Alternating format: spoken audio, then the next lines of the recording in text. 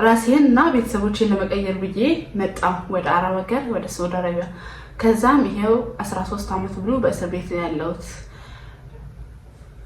ሃይ ሰላም ዶቼ ማሮቼ ፍቅሮቼ እንዴት ናችሁ? ደህና ናችሁ? እኔ ደህና ነኝ አልሐምዱሊላህ። ሜሪሲ ብኔ ከዋናው ስቱዲዮ ከማዳም ኩሽና እንዴት ናችሁ? ደህና ናችሁ? አለላችሁ አልሐምዱሊላህ ደህና ነኝ። ይሄን ታሪክ እስከ መጨረሻው ድረስ ስሙት፣ ነግራችኋለሁ ምን እንደሆነ እና ከዛም ከእናንተ የሚጠበቀው ላይክ፣ ሼር፣ ሰብስክራይብ እያደረጋችሁ ቪዲዮውን እስከ መጨረሻው ድረስ መከታተል ነው ማለት ነው። እና 2 ዓመት ኮንትራት ከኢትዮጵያ ወደ ሳውዲ አረቢያ በመጣችበት 2 ዓመት እንኳን ባልጨረሰችበት ሁኔታ ውስጥ እሷ በነበረችበት ቤት ውስጥ ታማሚ ልጅ ነበረ እና ከዛ ሰውየው ሊደፍራት ይሞክራል። ሊደፍራት በሚሞክርበት ሰዓት ልጅቷ እሷ ትንከባከባት ስለነበረ እሷ ጋር ነበረች። ከዛ ልታመልጥ በምትሞክርበት ሰዓት ልጅቷ መሀል ላይ ታማሚ ናት ልጅቷ፣ በፊትም ግን ትሞታለች። ከዛ በኋላ ልጅቷን ሐኪም ቤት ሲያመጣ ልጅቷ ትሞታለች። ከዛ ግን ሰውየው ልጄን ገደለቻት ሰራተኛዋ በሚል ከሷት እስር ቤት ያለችው እስካሁን ድረስ እና ምንድን የተፈረደባት የሞት ፍርድ ነው። እዚህ ሀገር ታውቃላችሁ የገደለ ይገደላል ነውና 13 ዓመት የሞት ፍርድ ተፈረደባት እና አሁን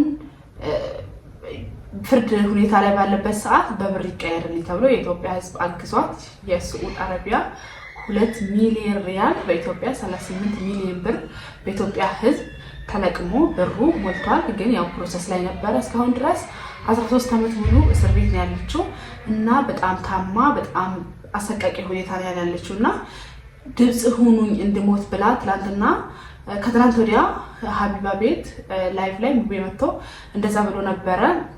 በጣም አስከፊ ሁኔታ ላይ ስላለች አትሊስት እንዲገሏት በቃ መለቀቅ የማትችል ስለሆነች እየኖረችም አልኖረችም ሞታም አልሞተችም በጣም ነፍሷ እየተሰቃየ ስለሆነ እንድሞት ድምፅ ሁኑኝ ብላ መታ ነበረ እና ከዛ ሪያድ ኤምባሲ ድምጻችንን ሰምቶ ልጅቷን ሐኪም ቤት አምጥተዋታል። ሌላ ትባላለች እና አሁን ኢንሻአላህ አላህ ብሎ ከረመዳን በኋላ ትፈታለች ተብሏል። ሁላችሁም በደንብ ዱአ አድርጉላት። እውነት ለመናገር ይሄን ታሪክ የማያውቀው የለም። ያብላ አስታውሳችሁ ብዬ ነው እንጂ ማያውቀው የለም። ይሄን ታሪክ በጣም የሚያሳዝን ታሪክ ነው እና እሷ እንግዲህ ራሷን ቤተሰቦቿን በጣም የሚያሳዝነው ደግሞ ቤተሰቦቿ ራሱ በጣም በቃ በእድሜ ገፋ ያሉ ናቸው። በጣም ነው የሚያሳዝኑት። ወላሂ በጣም ነው የሚያሳዝኑት እና የሰው ሀገር ላይ በሰላም ሀገር ሰርቼ ተለውጬ ራሴ ለውጬ ቤተሰቦቼ ለውጬ ይገባለሁ ብሎ አስቦ ብዙ ነገር ያጋጥማል ሰውን። ግን ከብዙዎች ውስጥ ብዙ ነገር ሰምተናል፣ ብዙ ነገር አይተናል። ሁሉም ያሳዝናሉ በሚባል ሁሉም ያሳዝናል። ኦፍኮርስ ግን አላለ የዚህ ሲኒዋ ልጅ ግን በጣም ለየት ያለ ነው። ወላሂ በጣም ነው የምታሳዝነው። 13 ዓመት ሙሉ እስር ቤት ተቀምጣ ባላሰበችው በቃ ምንም በማታውቀው ነገር 13 ዓመት እስር ቤት ውስጥ መሰቃየት ማለት በጣም ነው የሚከብደው። ወላሂ አጥፍታችሁ ቢሆን እኮ ጥፋታችሁን አምናችሁ አጥፍታችሁ ቢሆን በቃ ለዛ ጥፋታችሁ ቅጣት ነው ብላችሁ ራሳችሁን እንትን ትላላችሁ። ግን እናንተ ባላጠፋችሁበት እናንተ ባላደረጋችሁት ነገር ግን 13 ዓመት ሙሉ እስር ቤት ውስጥ መቀመጥ ማለት ወላሂ ቀላል ነገር አይደለም።